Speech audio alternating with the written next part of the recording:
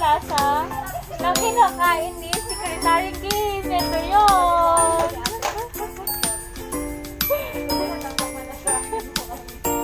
Ayaw na ni Ate Pemos, pero tingnan nyo.